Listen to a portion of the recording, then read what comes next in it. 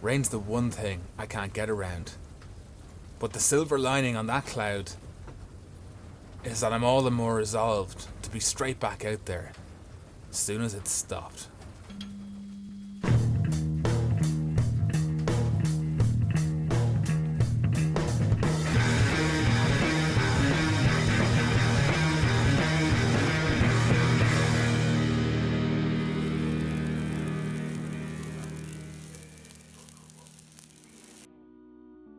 I've been ill. And I mean days in bed with a double whammy of seasonal bugs kind of ill. And the forced hiatus has meant that I've had to work really hard and very efficiently just to get enough done to get an episode out. And it's probably going to show, but I'm all hyped up on goofballs now, so it's all good.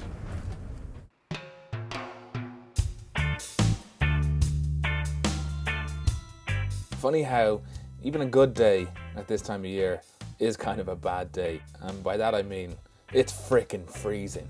I'm back in the overalls, thanking my lucky stars for them, I can tell you that much. And the latest addition is ski socks. They're a revelation. I can still feel my feet after a couple hours outside. Anyway, having made our way forward from the rear of the car as far as the front bulkhead, we need to start making our way back now and picking up any little bits and pieces that need to be rectified before we do our painting. And in the bulkhead, the last thing are the bolt holes that were left by that previous repairman with the sandwiches of metal. So I want to weld these in. The smaller ones are small enough that I can just progressively weld around the edge of them, bringing the weld inwards. But there's a couple of larger ones, so I made up some small discs of metal, and aren't they pretty? There were probably grommets here, but I want these to be solid. So in those go. And with just a few more behind the pedals and the driver's footwell, we move over to the passenger side. Now there are more, or certainly more frequent ones on this side. You can see them here. Peekaboo. You got them all? You seen them? You want me to go around again? It's fun. In those go, just the same way, starting the weld on the outside of the hole and working inwards. Now the next job I went for, I kind of wish I hadn't. It took way too long. It took a day just to fix up underneath the offside floor.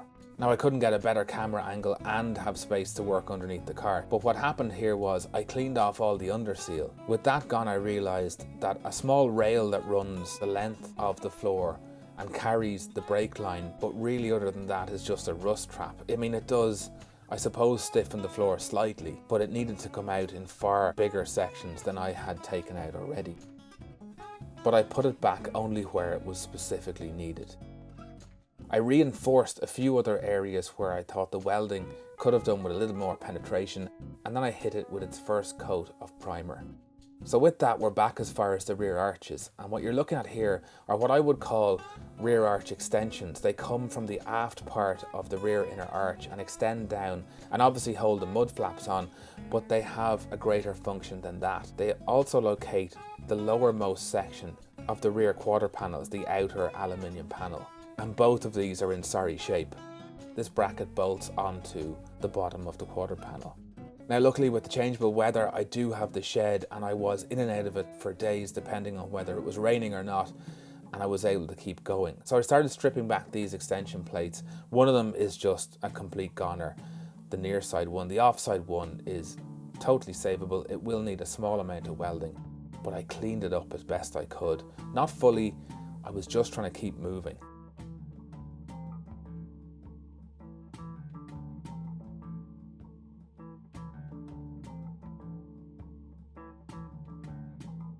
And I turn my attention to these. Donated to the series by friend and patron Andy, these are repair panels for the inner arches and they have the seat belt reinforcing plates in them. That's the key here. And whereas it's too late for the repair panel itself, I do want these reinforcing plates. So we're going to cut them out. And I dare say, kind of fix them up a bit better too, because whereas the nut is only captive for ease of use, we might as well seal it at its base by welding all the way around it in a seam, and I am going to do that. But like I say, I was switching between jobs furiously just to keep moving, and I didn't pull the welder out until I knew I had a number of jobs I could do with it in quick succession.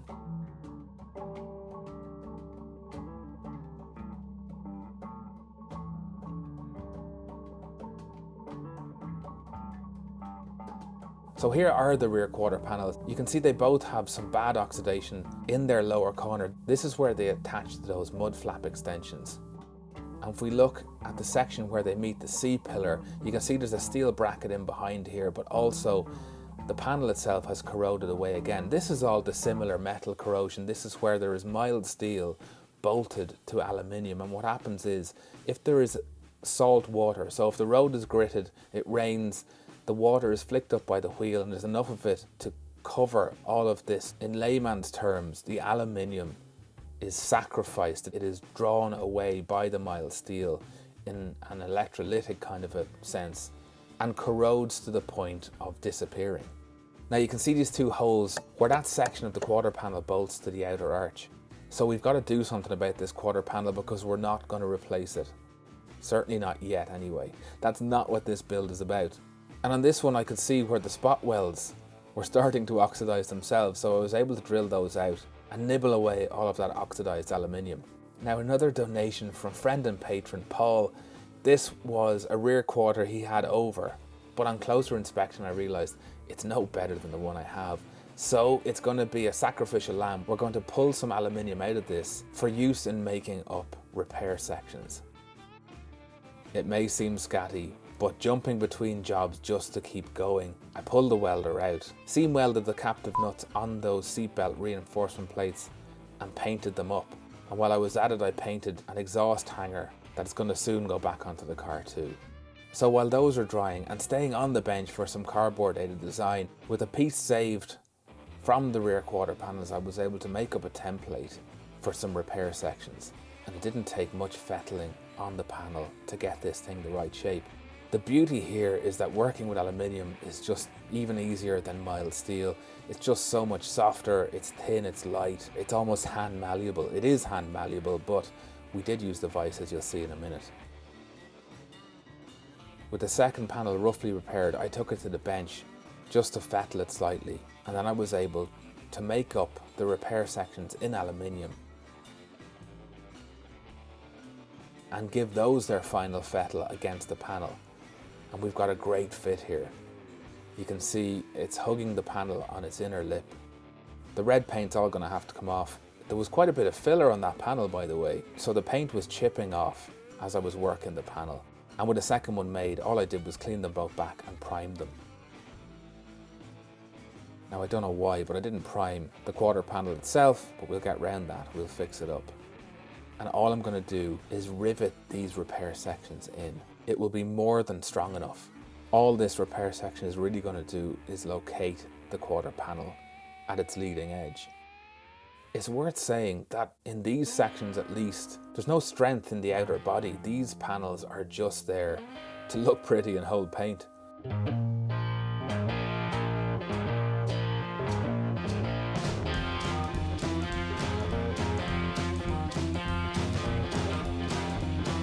Ever more work to do on these quarter panels just to get them test fitting to the car. It felt like days were rolling by and nothing was happening, but one morning it was finally time to offer them up. And the offside one is fitting perfectly, nigh on perfectly. The gap you see here is not a problem whatsoever because there is a foam strip that runs between the outer arch and this quarter panel, which isn't present just in this shot. In fact, I'm not sure how I'm going to replace it, but we will. On the near side though, well, this'll learn me. I should have gone back to the car with this panel before making the repair section. I just copied the other one verbatim and it's too deep. It sticks out too far and it's holding the upper section of the quarter panel away from the C-pillar. So there's only one thing for this. Back inside, we're going to have to de-rig, take the panel, flatten it back out, correct with a new line, fold a new bend in it, clean it, prime it, and then let it back onto the panel.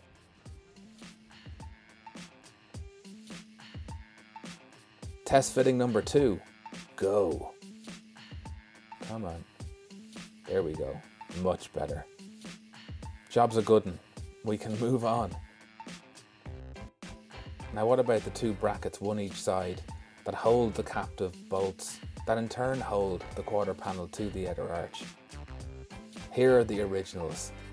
Absolutely destroyed. Both bolts had sheared, and I am loath to make these in mild steel again, but the problem with making them in stainless is stainless steel. If I made these in stainless steel, they would foster dissimilar metal corrosion with the aluminium panel far quicker than mild steel would. So we're making them up in mild steel again. And here's the thing, I hate carriage bolts. These things ordinarily have no place on a motor vehicle, but welding the heads of them to destruction to make them captive on a couple of brackets like this is sweet justice. Yeah, take that, carriage bolts. Now you can see how these brackets work. They go the other way around, by the way. They actually come through from the rear quarter into the wheel arch, but for illustrative purposes, here they are. And that's it. I did say we would start putting panels back on the car, and technically we have. Okay, they're not bolted on, but it feels good seeing them on the car. We still have quite a bit of work to do. On the offside one, the fuel filler has to be riveted back onto the panel. And on both of them, those lower points where they bolt to the mudguard extensions, we've got to fix that oxidation. But next time, dare I say it, we should be getting into bolting some doors on. Damn it, I did say it.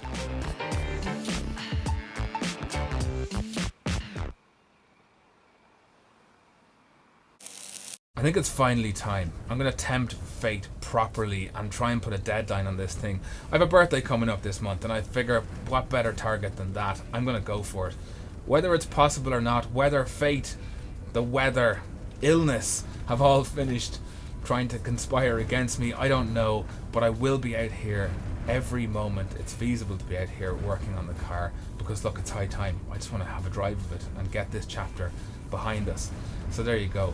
To my patrons, Andrew Herzig, Eric Severn, Ilya Gordienko, Llewellyn Guilford, Paul Van Lieshout and Toby Martin, folks, and to all of my patrons, thank you, and thanks for bringing the motivation for me, funding this, keeping it all going. It is fantastic, and I very, very much appreciate it. There's a promo video available for Soup now. The link is in the description, and if this is your first episode of Soup, do check out the others. There's lots of good stuff there. Do like, subscribe and share. I will see you as soon as possible with the next installment, more Range Rover stuff, and until then, good luck.